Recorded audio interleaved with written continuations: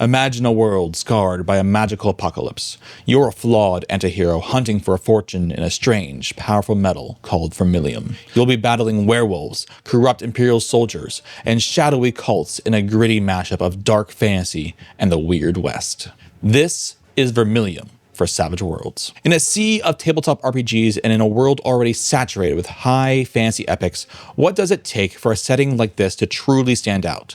Does this gritty, Weird West world do enough to carve out its own territory? Today, we're going to dive into the world, the rules, and the mechanics that make this game tick to see if it's the right kind of wrong for your gaming table. So let's start with the world of Vermilium itself. First things first, forget the typical fantasy setting. This is not a world of gleaming castles and noble quests. This is a world recovering from a cataclysm, a frontier built on the bones of a forgotten age, all of it drenched in blood, mud, and that peculiar red metal. The entire history of this world is defined by a single cosmic event called the Bleed. It was a fundamental shift in reality where the spirit world literally bled into the mortal realm. These new lands rose up over the ruins of a highly advanced, ancient industrial civilization once ruled by mysterious beings called the Architects. Think of this as a post-apocalypse. Humanity arrived on these strange new shores just over 300 years ago, not as conquerors, but as refugees. But as it so often goes, the desperate survivors quickly became the new oppressors. They established an empire, backed by the fanatical Temple of Light, a religious group that brutally enforces its doctrines. The empire outlawed the old ways, especially witchcraft, and began exploiting the ancient architect technology they barely understood, all while pushing deeper into the frontier.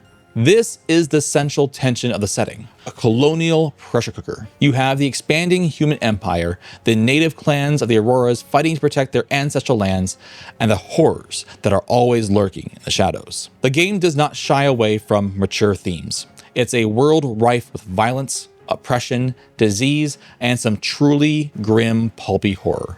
We're talking cannibalism, bizarre medical experiments, and supernatural plagues. This isn't a game about being heroes. It's a game about surviving in a world where the lines between good, bad, and the ugly are hopelessly and beautifully blurred. The whole atmosphere is designed to feel like a savage, revisionist spaghetti western mixed with dark, brooding fantasy. And at the heart of it all is Vermilium. It's not gold in those hills. It's a bright red, mysterious metal found in nuggets, veins, and river dust. To some, it's life itself. To others, it's a symbol of divine power. But to everyone, it's wealth. It's the unifying currency of this new world and the ultimate motivation for almost every desperate soul looking to make a fortune. It's the reason you'll risk it all in the crumbling ruins and haunted forests of the Auroras. Now that we know the what, let's talk about the how. Vermilium is a setting for the Savage Worlds Adventure Edition, or SWADE, and as veteran players know, the system's philosophy is summed up in its motto, fast, furious, fun. So why is SWADE the perfect engine for this kind of setting? The quick, cinematic nature of combat is an ideal match for a pulpy, action-heavy world like Vermilium. The system is designed to keep the story moving, avoiding the tactical slog that can bog down a session. This ensures that encounters feel dangerous and decisive, just as they should on the brutal frontier. The system's core mechanics reinforce the setting's desperate tone. The explosive potential of acing dice means that even the most hopeless situation can turn into a legendary success, which is perfect for a game about gritty survivors pulling off the impossible. Conversely, the wound system makes every fight a high-stakes affair where characters are always just a few bad rolls away from being taken out. This isn't a game of attrition, it's a game of survival. Finally, the Benny economy puts a huge amount of narrative control and risk management directly into your hands. In a setting that's all about morally gray characters making their own luck, the ability to spend a Benny to re-roll a crucial test or soak a devastating blow is not just a mechanic. It's a thematic statement. It's an incredibly versatile system, making it a perfect fit for a genre-mashing setting like Vermilium and allowing the focus to remain on story, action, and player agency. Any good setting book gives you more than just a world. It gives you new rules that reinforce the themes of that world. Vermilium is fantastic at this. It doesn't just put a cowboy hat on a fancy game, it weaves its identity directly into its mechanics. First and foremost is the anti-heroes rule.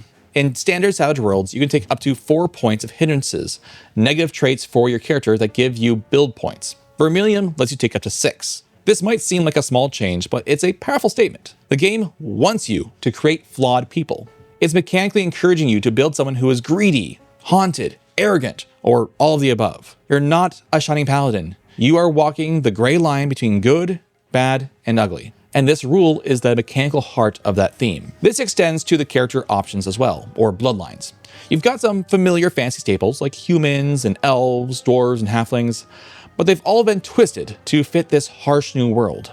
Dwarves aren't just miners, they're carpenters and scrimshanders, guided by animal spirits, still reeling from a brutal civil war between vampires and skinwalkers and their own clans. Halflings aren't peaceful homebodies. They are fierce warriors defending their treetop cities from imperial expansion. The game also adds the enigmatic, self-repairing clockworks left behind by the architects, and even the reclusive Sasquatch. Each one feels deeply rooted in the world and tells a story. Additionally, magic in Vermilium is dangerous, and often it's a curse. Instead of a generic wizard class, you get powers tied to specific, often horrific, afflictions. You can play as a character suffering from Azure Agony, which is the setting's name for lycanthropy, turning you into a werewolf. Or maybe you have Bloodlust, this world's version of vampirism. These aren't just power-ups, they are also supernatural diseases that come with major risks and deep role-playing hooks that challenge your character's humanity. Or elvity, dwarvity, whatever. To keep the gritty, lower tech feel, the game smartly forbids a number of core Savage World skills like spellcasting, psionics, and hacking. Things that naturally don't fit with this setting. And that brings us to the survival and crafting systems, which are a standout feature as well. Vermilium wants you to engage with the world on a visceral level. It has detailed rules for hunting and gathering.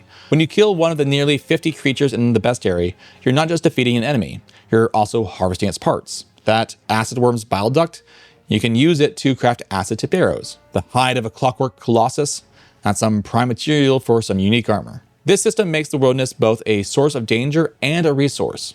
It perfectly reinforces the survivalist tone and makes every monster encounter more meaningful. In the world of TTRPGs, we don't just buy the rules, we buy books. The book itself is a huge part of the experience, and the Vermilium PDF and hardcover are genuinely impressive. The book uses a slightly wider format than a lot of other Savage Worlds books, which lets the artwork really breathe. And the art is a crucial part of this package. Illustrated by Alex Veed, the art is evocative, gritty, and has this distinct, almost comic book style that just nails the tone. It's dark and mysterious, but also kind of vibrant.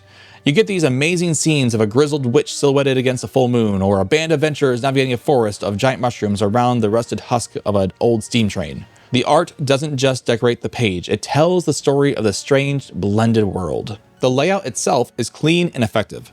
It gives you a Western frontier vibe without being cheesy or hard to read. Important information is well organized with a full gazetteer for players that details the world's factions and locations, and a separate hidden forbidden lore chapter that's just for the game master. This GM section is packed with the secret truths of the world, tons of adventure hooks, and a fantastic adventure generator that uses a deck of playing cards to quickly create missions, villains, twists, and locations. It's an incredible tool for running the kind of pulpy, off-the-cuff adventures that Savage Worlds is so good at. The production quality here is high, and you can tell this was a passion project. The book is an object you'll want at your table, the one that draws you into the world before you even roll a single die. So we get to the most important question. Who is this game actually for? First off, if you're already a fan of the Savage World system and you're looking for a new, richly detailed world to play in, Vermilium is an absolute must-have. It leverages the strengths of the system perfectly while adding thematic mechanics that make it feel completely new. It's a real showcase of what Suede can do. Second, this game is for groups who are tired of playing good guys. If the idea of playing flawed, morally gray antiheroes motivated by fortune and survival appeals to you, this game is built for you from the ground up. That's not just a suggestion, it's baked into the game's DNA. Third, if you love genre mashups, this is your playground.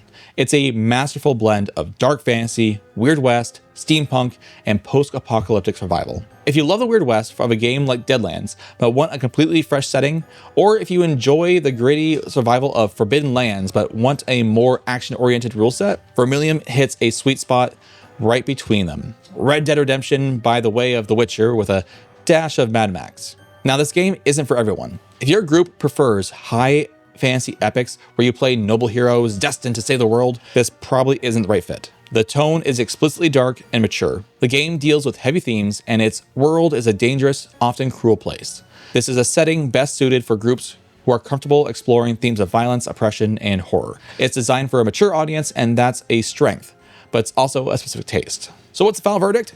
For me, Vermilium absolutely has what it takes to stand out. It's a confident, stylish, and mechanically solid setting that delivers a truly unique experience. It promises a gritty, anti-heroic adventure in a fascinatingly broken world, and it delivers on every front. The blend of genres, the focus on flawed characters, and the deep integration of its survival and crafting mechanics make it a compelling choice for any group looking for a darker, pulpier RPG.